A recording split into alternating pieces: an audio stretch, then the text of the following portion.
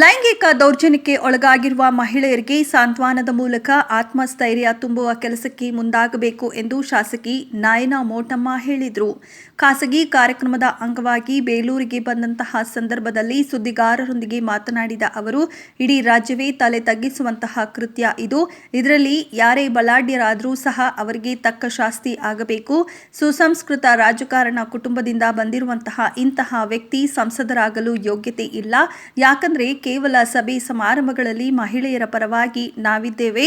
ಪ್ರತಿಯೊಬ್ಬ ಮಹಿಳೆಯರು ನಮ್ಮ ಮಾತೃ ಸಮಾನರೆಂದು ಬಡಾಯಿ ಕೊಚ್ಚಿಕೊಳ್ಳುತ್ತಿದ್ದ ಕುಟುಂಬದ ಪರಿಸ್ಥಿತಿ ಏನಾಗಿದೆ? ಪ್ರತಿ ಬಾರಿಯೂ ಸಹ ಮಹಿಳೆಯರಿಗೆ ನಮ್ಮ ಪಕ್ಷ ಮೀಸಲಾತಿ ನೀಡಿದೆ ಎಂದು ಹೇಳುವ ಪಕ್ಷದ ಕತೆ ಏನಾಗಿದೆ ಎಂದು ಈ ಕುಟುಂಬವೇ ತಲೆ ತಗ್ಗಿಸುವಂತಹ ಕೆಲಸ ಮಾಡಿರುವ ಇಂಥವರಿಗೆ ಕಠಿಣ ಶಿಕ್ಷೆ ನೀಡುವುದರ ಜೊತೆಗೆ ದೇಶದಿಂದಲೇ ಗಡೀಪಾರು ಮಾಡಬೇಕು ಎಂದರು. ಇನ್ನು ಇಂತಹ ವ್ಯಕ್ತಿಯಿಂದ ದೌರ್ಜನ್ಯಕ್ಕೆ ಒಳಗಾಗಿರುವಂತಹ ಮಹಿಳೆಯರಿಗೆ ಸರ್ಕಾರ ಸಾಂತ್ವನ ಹೇಳುವುದರ ಜೊತೆಗೆ ಅವರಿಗೆ ಆತ್ಮಸ್ಥೈರ್ಯ ತುಂಬುವ ಕೆಲಸ ಮಾಡಬೇಕು. ಇಂತಹ ಸಂದಿಗ್ಧ ಪರಿಸ್ಥಿತಿಯಲ್ಲಿ ಈ ಹೆಣ್ಣು ಮಕ್ಕಳು ಸಮಾಜದಲ್ಲಿ ತಲೆ ಎತ್ತಿ ಬದುಕಲು ಕಷ್ಟವಾಗುತ್ತಿದೆ. ಪುರುಷ ಅಧಿಕಾರಿಗಳ ಬಳಿಯಲ್ಲಿ ಸಂತ್ರಸ್ತರಿಂದ ಸೂಕ್ಷ್ಮ ವಿಚಾರಗಳನ್ನು ಹಂಚಿಕೊಳ್ಳಲು ಸಾಧ್ಯವಾಗುವುದಿಲ್ಲ. ಸಂತ್ರಸ್ತೆಯರು ತಮ್ಮ ಕುಟುಂಬಸ್ಥರಿಗೆ ಇಂತಹ ಪರಿಸ್ಥಿತಿಯನ್ನು ಉತ್ತರಿಸಲಾಗದೆ ಮನೆ ಬಿಟ್ಟು ಹೋಗುವ ಪರಿಸ್ಥಿತಿ ಮತ್ತು ಜೀವನದಿಂದಲೇ ಮುಕ್ತಿ ಹೊಂದುವ ಕೆಲಸಕ್ಕೆ ಮುಂದಾಗಿರುವುದರ ಜೊತೆಗೆ ಹಲವಾರು ರೀತಿಯ ಸಮಸ್ಯೆಗಳನ್ನು ಎದುರಿಸುತ್ತಿದ್ದಾರೆ. ಈಗಾಗಲೇ ಸರ್ಕಾರ ವಿಶೇಷ ತಂಡವನ್ನ ರಚಿಸಿದೆ, ಸಹಾಯವಾಣಿಯನ್ನ ರಚಿಸಿದೆ. ಆದರೆ ಇದರಿಂದ ನಿಜವಾದ ಸಂತ್ರಸ್ತರಿಗೆ ಇದರಿಂದ ಆಗುವ ಅನುಕೂಲವಾದರೂ ಏನು? ಈಗ ನಮ್ಮದೇ ಸರ್ಕಾರ ಇದ್ದು ಅದರಲ್ಲಿ ನಾನು ಶಾಸಕಿಯಾಗಿದ್ದೇನೆ. ಶಾಸಕಿಯಾಗುವುದಕ್ಕೂ ಮೊದಲು ನಾನು ಸಹ ಒಂದು ಕುಟುಂಬದ ಹೆಣ್ಣು ಮಗಳು. ಅದನ್ನು ಮನಗಂಡು ನಾನು ಮುಖ್ಯಮಂತ್ರಿಗಳಿಗೆ ಒಂದು ಪತ್ರ ಬರೆದಿದ್ದು ಅವರಿಗೆ ವಿಶೇಷವಾದ ಈ ಲೈಂಗಿಕ ದೌರ್ಜನ್ಯಕ್ಕೆ ಒಳಗಾಗಿರುವ ಸಂತ್ರಸ್ತರಿಗೆ ಅವರ ಜೊತೆ ಮುಕ್ತವಾಗಿ ಚರ್ಚಿಸಲು ಗೌಪ್ಯ ಸ್ಥಳವನ್ನು ಗುರುತು ಮಾಡಿ ಮಹಿಳಾ ಅಧಿಕಾರಿಗಳನ್ನು ನೇಮಿಸಬೇಕು. ಅಲ್ಲಿ ಕೇವಲ ಮುಖ್ಯಮಂತ್ರಿ ಅವರಿಗೆ ಮಾಹಿತಿಯನ್ನು ನೀಡುವುದನ್ನು ಬಿಟ್ಟು ಅಲ್ಲಿಯೇ ಮಹಿಳಾ ಅಧಿಕಾರಿಗಳು ಮಾಹಿತಿಯನ್ನು ಬೇರೆ ಯಾರಿಗೂ ಸಹ ಸೋರಿಕೆಯಾಗದಂತೆ ಎಚ್ಚರಿಕೆ ವಹಿಸಬೇಕು.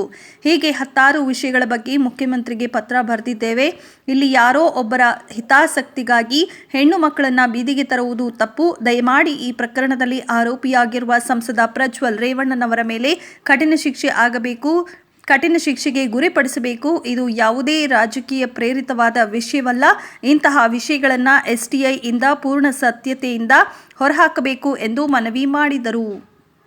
ಅವರು ಮತ್ತು ಬೇರೆ ಬೇರೆ ಬ್ಯಾಕ್ಗ್ರೌಂಡ್ ಅವರು, ಬೇರೆ ಬೇರೆ ಹುದ್ದೆಯಲ್ಲಿರೋರು, ಅಷ್ಟೊಂದು ಜನ ಅಂತ ಒಂಥರ ಇದು ಬರೀ ದೇಶಾದ್ಯಂತ ಅಲ್ಲ, ಒಂಥರ ಪ್ರಪಂಚಕ್ಕೆ ಒಂದು ನಡುಕು ಮೂಡುವಂಥ ಒಂದು ಮೂಡಿಸುವಂಥ ಒಂದು ಘಟನೆ ನಡೆದೋಗಿದೆ. ಅದು ನಮ್ಮ ರಾಜ್ಯದಲ್ಲಿ, ನಮ್ಮ ಪಕ್ಕದ ಜಿಲ್ಲೆಯಲ್ಲಿ, ಅದು ಒಂದು ಸಂಸದರಿಂದ, ತುಂಬ ದೊಡ್ಡ ಕುಟುಂಬಸ್ಥರಿಂದ ಅಂತ ಹೇಳಲಿಕ್ಕೆ ಒಂಥರ ನನಗೆ ಈ ಸ್ಥಾನದಲ್ಲಿ ಇದ್ಬಿಟ್ಟು ನನ್ನ ಫಸ್ಟ್ ಆಲೋಚನೆ ಇದ್ದಿದ್ದು ಆ ಹೆಣ್ಮಕ್ಳನ್ನ ಹೆಂಗೆ ಸಂರಕ್ಷಣೆ ಮಾಡೋಣ, ಆ ಹೆಣ್ಮಕ್ಳಿಗೆ ಮತ್ತೆ ಸಮಾಜದ ಮುಖ್ಯವಾಹಿನಿಯಲ್ಲಿ ತರಲಿಕ್ಕೆ ಏನು ಮಾಡಬೇಕಾಗತ್ತೆ.